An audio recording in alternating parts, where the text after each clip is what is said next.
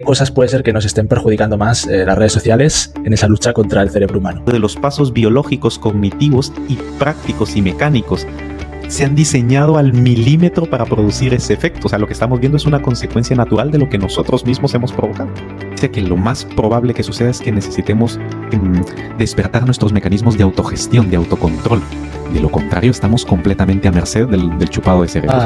Nota de todo esto que ha dicho Osman, aunque duela porque es necesario. Y bueno, decimos, si no controlas tu cerebro, este te controla a ti. Y hoy también, si no controlas a las redes sociales, estas te controlan a ti. Tu cerebro al desnudo. Aprende a aprovechar tu cerebro al máximo. Con el neurocirujano Osman Salazar y el emprendedor Ignacio Verges.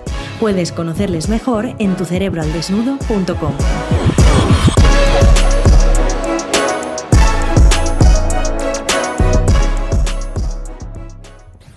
Te damos la bienvenida una semana más al podcast de Tu Cerebro al Desnudo. Estamos aquí otra vez para tocar temas interesantes, desnudar nuestros cerebros, entenderlos y potenciarlo al máximo en nuestro día a día con nuestro querido neurocirujano, doctor rapado Osman Salazar. ¿Qué tal estás? Muy bien, Ignacio, muy bien. La verdad que contento porque cada vez tenemos más ideas de la audiencia, cada vez nos sugieren más. Y estamos muy contentos porque nos proponen temas muy interesantes, temas cliché algunos de ellos, y temas obvios que nosotros mismos decimos luego, oye, ¿por qué no lo hemos tratado antes? Como el tema de hoy. ¿Tú qué tal, Ignacio? ¿Cómo estás? Pues muy bien.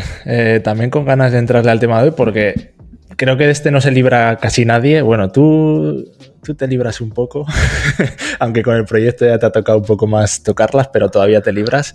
Sandra también se libra de las redes sociales, pero vamos, el 90 y pico % de la gente me atrevería a decir que no se libra del problema o... veremos luego si es problema o no, vamos a dejarlo de momento en vilo, de las redes sociales, porque se habla mucho, ¿no?, de esta preocupación que está bastante extendida en la sociedad de los problemas de salud mental que está habiendo entre las nuevas generaciones y también las nuestras, ¿no?, y las demás mayores por causa de las redes sociales. Y yo te quería preguntar hasta qué punto esto es cierto y en qué cosas puede ser que nos estén perjudicando más las redes sociales en esa lucha contra el cerebro humano.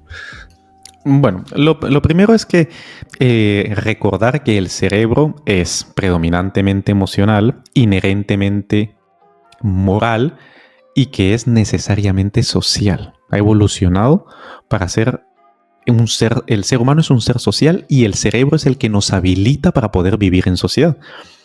El cerebro humano funciona por redes neuronales, por redes cognitivas, por redes cerebrales. Con lo cual, redes sociales viene a pelo está adecuado específicamente a cómo funciona el cerebro. Y aquí yo creo que es lo fundamental, Ignacio, es que volvamos a nuestros inicios, al chupado de cerebros, a la depredación cognitiva que tanto hablamos. Vimos en un capitalismo cognitivo en el que el recurso más importante es el capitalismo cognitivo individual y colectivo, ¿no? Entonces, el problema, ¿dónde está? En el que el cerebro humano no está preparado para poder soportar el embate de una tecnología que está diseñada específicamente para explotar todos sus sesgos cognitivos, todas sus vulnerabilidades cognitivas y todas sus tendencias biológicas naturales. Ese es el riesgo, porque tiene un appeal tremendo, un atractivo enorme estar en ellas. Porque lo que se monetiza es el tiempo que pasamos en la aplicación. Como diría un directivo de Google en su momento, estamos compitiendo contra el sueño.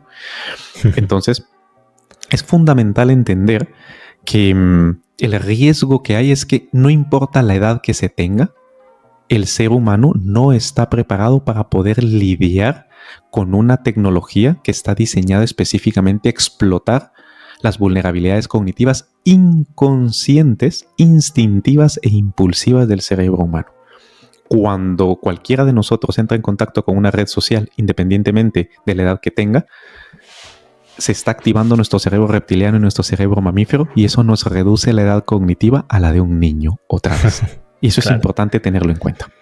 Claro, porque es lo que hemos hablado muchas veces, ¿no? Siempre lo has dicho muchas veces, los cerebros más inteligentes o más capacitados seguramente del planeta están trabajando muchos en estas grandes compañías de estas redes sociales para precisamente hacer ese chupado de cerebros.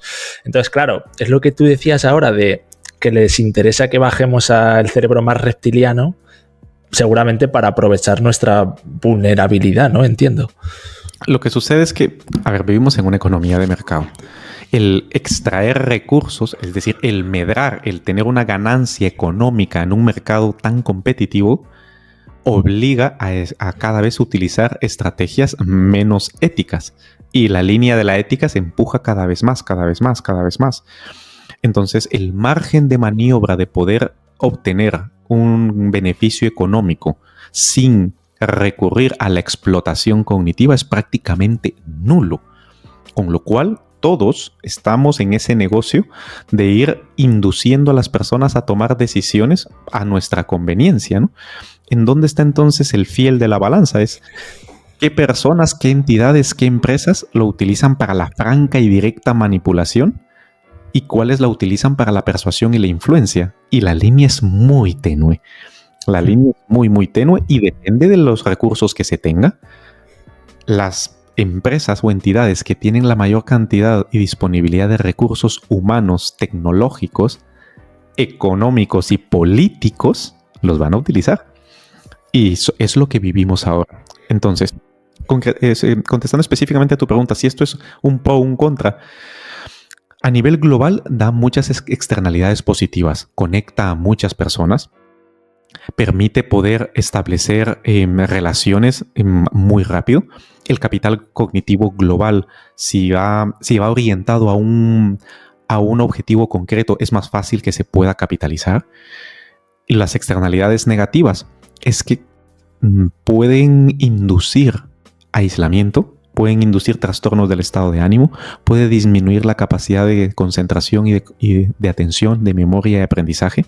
Y lo más importante de todo, y esto sí con las nuevas generaciones cada vez se demuestra más, produce una dificultad para la forma tradicional y natural de interactuar entre los seres humanos.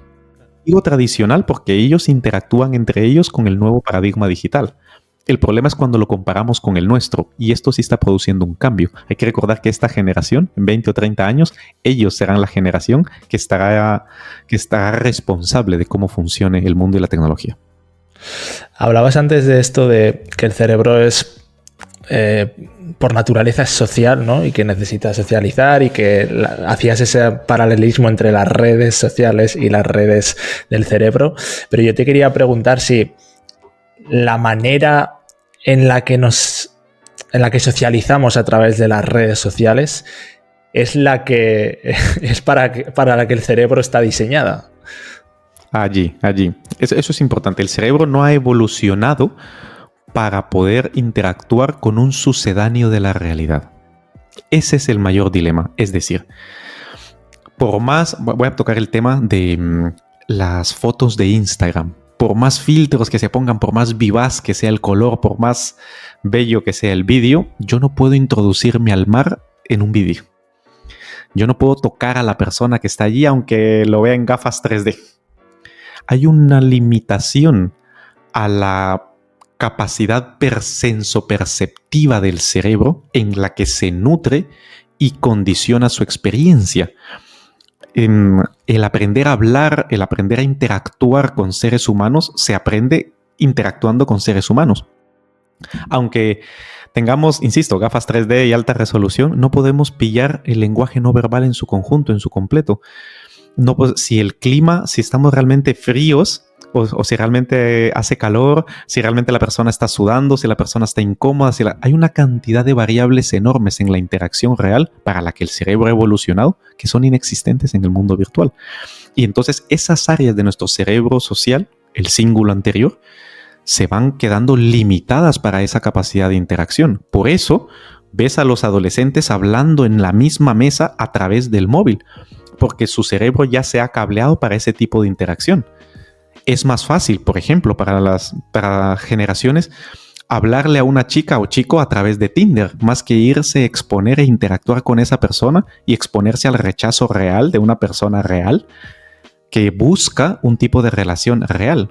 Entonces, el proceso se automatiza y se llega simplemente al outcome final, en este caso quedar o tener sexo, pero sin pasar por todo el proceso de construcción cognitiva del proceso de relación social.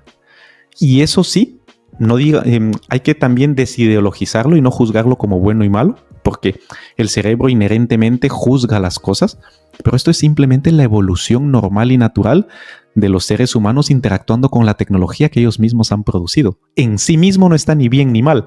Lo que pasa es que si eres más romántico de la forma tradicional de hacerlo, que siempre es así, el antes era mejor que el que viene después, pero en sí mismo lo que hay que considerar es cómo el mundo, la población humana en términos globales, se va a adaptar a esta nueva forma de hacer las cosas.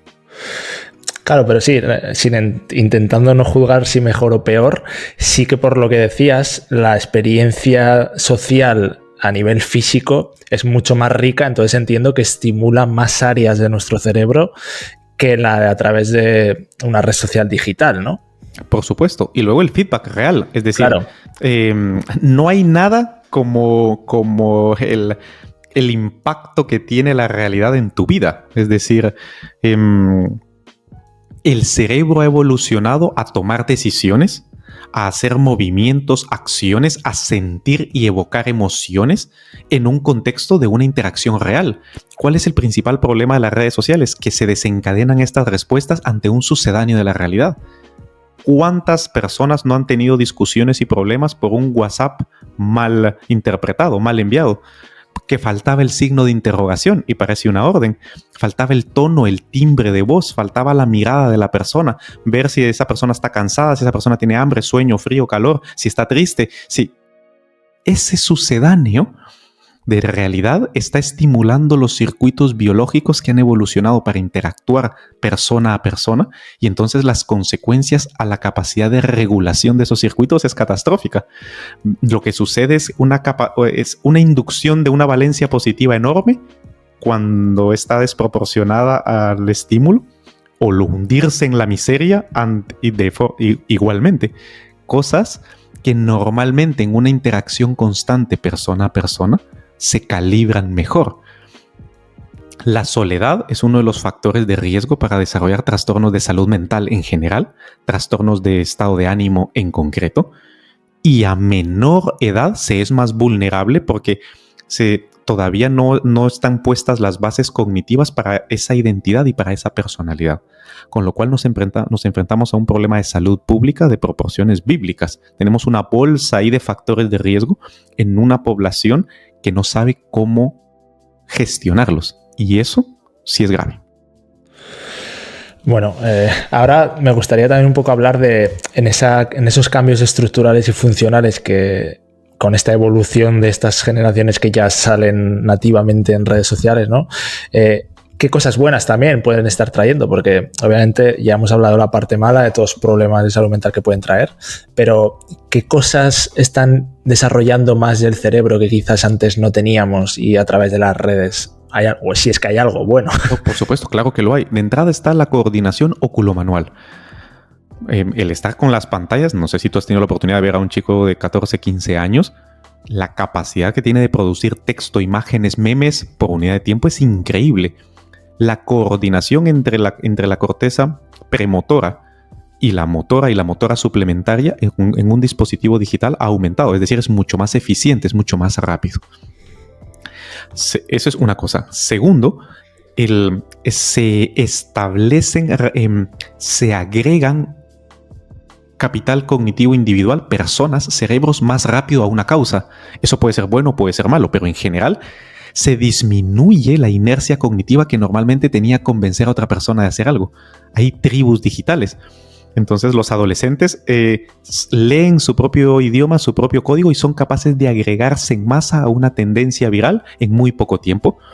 Y esto tiene consecuencias buenas porque estas tendencias han producido, por ejemplo, que múltiples adolescentes se pusieran con un programa de inteligencia artificial optimizado por personas para poder encontrar cómo es la estructura de las proteínas que ha dado lugar al desarrollo de nuevos fármacos que pueden tratar cánceres, por ejemplo.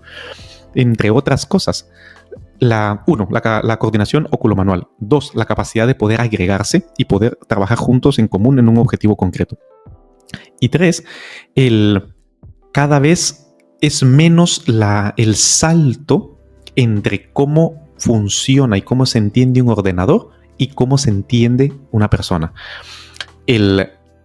estas personas han logrado ir generando software de procesamiento natural del lenguaje, Natural Language Processing, y las personas que se encargan de esto cada vez entienden mejor cómo producir estos cambios, con lo cual esto, lo que en un capítulo que hablamos de la inteligencia artificial, son estas personas precisamente las que están disminuyendo esta brecha y las que nos están beneficiando a todos, con lo cual también tiene sus externalidades positivas. Bueno, pues algo también, un tiki-taka. Y bueno, si puedes sacar 2 minutos al día entre redes sociales y tal para leer algo bueno que te va a ayudar a potenciar tu cerebro en el día a día, te recomendamos nuestra Cerebrina, que es esa pequeña dosis que enviamos de neurociencia cada día a tu correo, que es gratuita, que la lees en 2 minutos, te la contamos de manera fácil para que la entiendas, para que la disfrutes, y te enseña algo de tu día a día que puedes aplicar inmediatamente y que te va a dar alguna idea que quizá en un futuro te sirva. Así que te puedes suscribir en tucerebroaldesnudo.com, la pruebas y ya nos cuentas.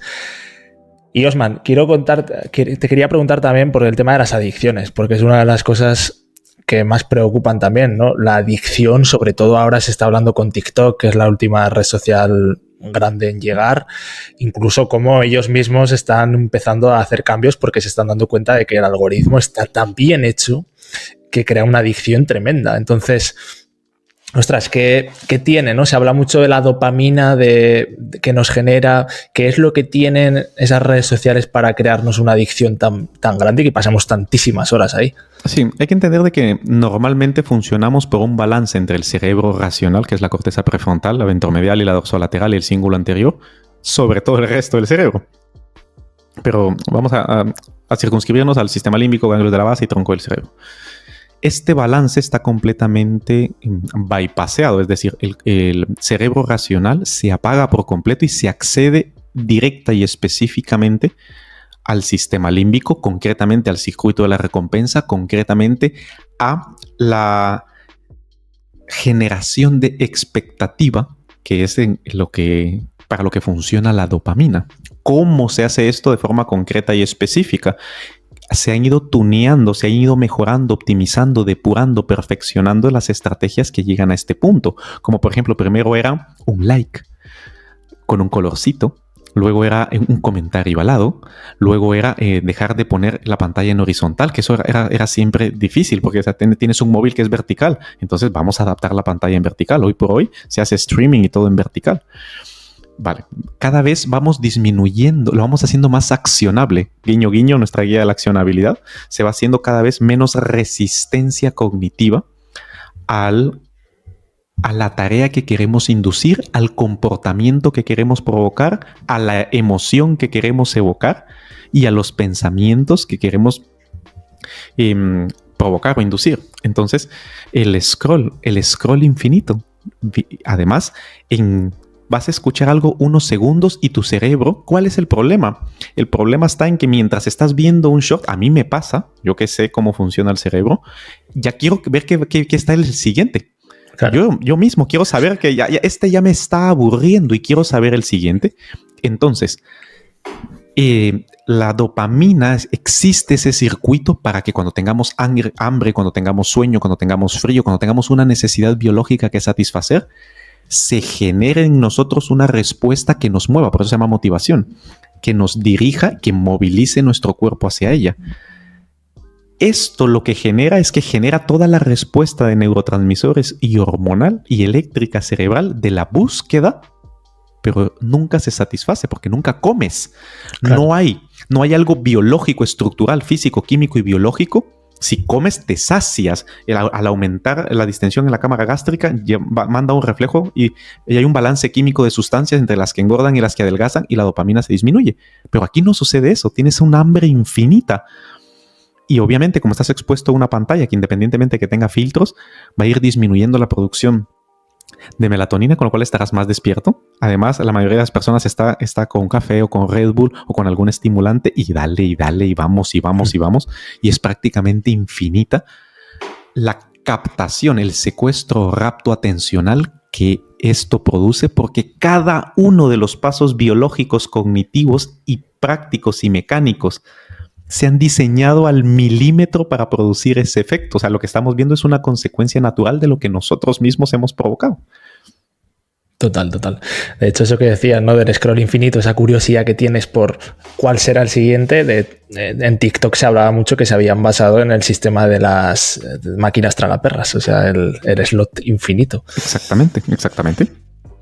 Bueno, pues un poco para acabar, nosotros siempre con nuestros dreams, con nuestra cerebro injodible, ¿qué podemos decirle a la gente para que haga un uso a favor de su cerebro de las redes sociales? Las redes sociales son una herramienta como cualquier otra, es un paradigma existente. Lo primero es tomar conciencia qué tanto nos está invirtiendo y si lo que estamos invirtiendo, 1, es deseable para nosotros, es decir, realmente queremos estar allí. 2, está siendo realmente útil y productivo el tiempo que pasamos allí.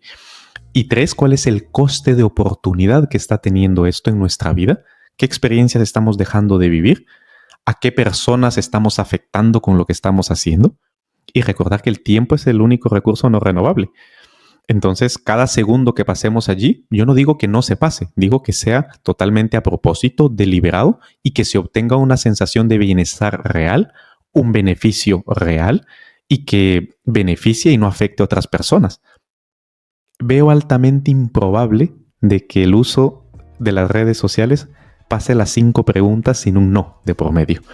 Entonces, tomar conciencia que lo más probable que suceda es que necesitemos despertar nuestros mecanismos de autogestión, de autocontrol. De lo contrario, estamos completamente a merced del chupado de cerebros. Ya estamos captados. Pero una cosa es una captación parcial y otra cosa es una captación total. Y eso pasa por la toma de conciencia y duele, porque al darse cuenta de que somos unos borregos tecnológicos cognitivos, es algo que a nuestro cerebro no le gusta y rechaza esa idea y prefiere mejor seguirla anestesiando con otro scroll. Bueno, pues toma nota de todo esto que ha dicho Osman, aunque duela porque es necesario. Y bueno, decimos, si no controlas tu cerebro, este te controla a ti, y hoy también, si no controlas a las redes sociales, estas te controlan a ti. Así que nos vemos a la semana que viene. ¿Te ha gustado este podcast? Compártelo, igual puedes ayudar a alguien. Y para dar el siguiente paso, suscríbete a nuestra lista de correo en tucerebroaldesnudo.com. Recuerda, si no controlas tu cerebro, este te controla a ti.